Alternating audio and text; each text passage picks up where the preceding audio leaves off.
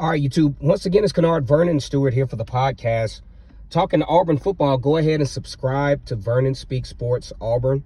Also, become a member if you feel compelled to. I think that might be a good idea, especially once the season starts, when we start having all these giveaways and things like that. As a matter of fact, I think the membership thing is a good idea. It keeps your audience engaged and blah, blah, blah. That's if you have a YouTube channel. All right, so like I said before, like the video, share this thing with a friend, even if they might not be an Auburn fan, even if they don't even look at YouTube. If they have a account, just tell them to subscribe. It's free, but very valuable information as we talk about the Auburn Tigers. And as always, it's great to be an Auburn Tiger War Eagle. We're going to talk a little bit about the quarterback situation at Auburn today. Now, if you ask some of the crowds, we talked about the 4-8 crowd. We talked about the I Love Brian Harsin crowd and thus and so. Those crowds are talking right now. Those crowds are talking, and the topic of discussion for most of them is who is going to be the quarterback at Auburn. Okay? That was a topic of discussion back when this channel started, back in 2019, when Bo Nix and Joey Gatewood were in this seeming quarterback battle during the offseason.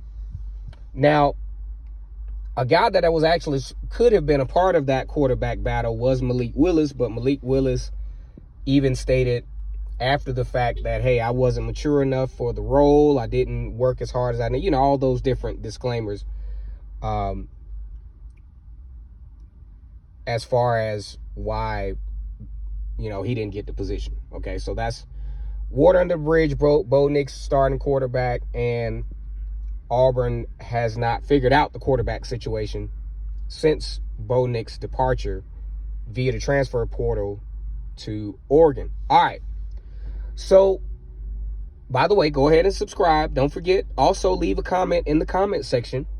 As always, it's great to be an Auburn Tiger War Eagle. So as we talk about this quarterback situation, you got 4 guys that are looking to be the starter for Auburn this fall.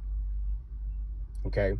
You got some favorites, and you got some folks that some of the crowds will say, look, if this guy starts at quarterback, I'm absolutely not, probably not even watching Auburn football, because my 4-8 dream is going to come true if this particular guy is the quarterback. So I want you to leave in the comment section, because you guys are not going to get me in trouble. I want you guys to leave in the comment section which quarterback you feel does not have an iceberg's chance in hell to start. I need y'all to do that. Which quarterback do you think has no chance to start? I have mine, but I'm going to keep quiet for now. I'm not going to put that out there right now. I think that will be, a little on the distasteful side to start out with, but I'm not going to put it out there right now. So, now, if we were going to talk about a guy that is really a favorite, a guy that when you mention the Auburn quarterback battle, he's an easy name to come up. He's an easy name to come up. And you can already guess where I'm going with this. If you ask the typical person, media, non-media, first of all, who is even the best transfer portal pick for Auburn? They're going to mention Zach Calzada. So am I. Zach Calzada, former 3-star quarterback from the state of Georgia, Gwinnett County. Auburn loves Gwinnett County. Auburn recruits very well in Gwinnett County. Matter of fact, Owen Popo is from Gwinnett County. And most notably, recently, Derek Brown. Yes, the big defensive lineman that was all-world his senior year. Not only did he come from Gwinnett County, he actually came from the same high school that Zach Calzada came from, which is Buford High School? No, Lanier High School. Okay, Lanier High School in a little small town in Gwinnett County they call Sugar Hill, Georgia. All right. Zach Calzada was recruited by Georgia. He was recruited by Texas A&M, just to name a few. But oddly enough, Zach Calzada was not recruited by Auburn. Why was Zach Calzada not recruited by Auburn? Well, looking at his prototype as a quarterback, he probably wouldn't have been a fit for Gus Malzahn's system. And at that time, if you remember correctly, Auburn was hell-bent on holding on to Bo Nix, who was in that same class. So Bo Nix was in the same class Zach Calzada was. Gus Malzahn and his staff probably didn't even know much about Zach Calzada and didn't want to waste any recruiting minutes on picking a guy that wasn't really a fit for their style of play anyway. So if you look at that list, chances are that is the reason you're going to find that Auburn didn't recruit Zach Calzada in the first place.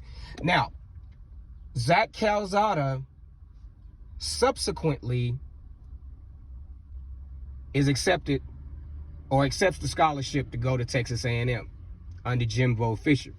Jimbo Fisher, they're doing a great job of recruiting down there. Zach Calzada was in a battle for the quarterback position. He didn't see nothing his freshman year. Sophomore year, he's in a battle with Haynes King, loses the battle. But loses the battle to become the second string quarterback. So what happens?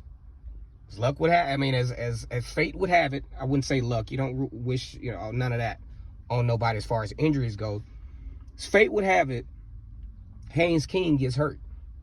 Okay, you talk about being at the most opportune place at the most opportune time. Zach Calzada is that guy. Haynes King gets hurt.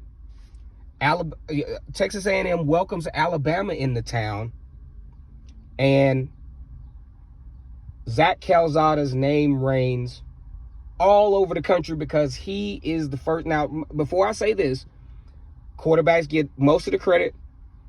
They get most of the blame. In this case, the most of the credit really went in his favor. Everybody knew about Zach Calzada at the end of that game. Texas A&M defeating Alabama.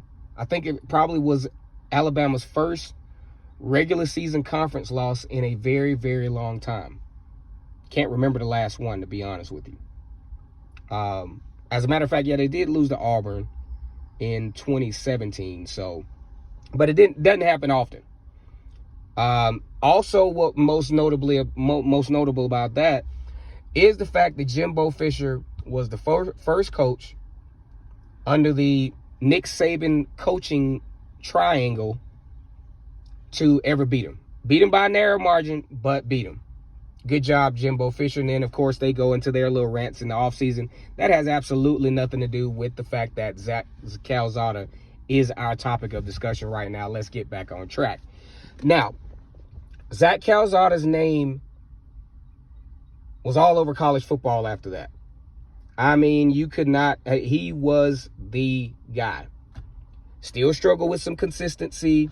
As a matter of fact, we talk about Auburn versus Texas A&M last year. Zach Calzada actually threw a game-opening pass. Game was pretty tight up until a certain point.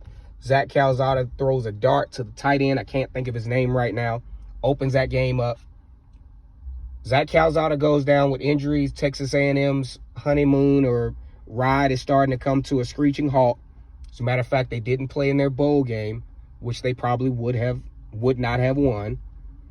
And here you have it. You got Zach Calzada at Auburn. So, what are we unpacking here? Well, number one, you ain't got a starting quarterback right now. You got Zach Calzada, TJ Finley, Holden Griner, and another crowd favorite, I think, Robbie Ashford.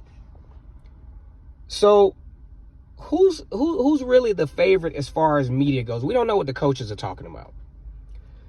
The media says, as a matter of fact, CBS said that Zach Calzada was the top recruit for Auburn, I think, according to their opinion. Sports Illustrated thinks, I think they were the ones that said that Zach Calzada was the best pick for Auburn from the transfer portal. And if you ask most people who's the leading guy, like I said before, it's going to be Zach Calzada.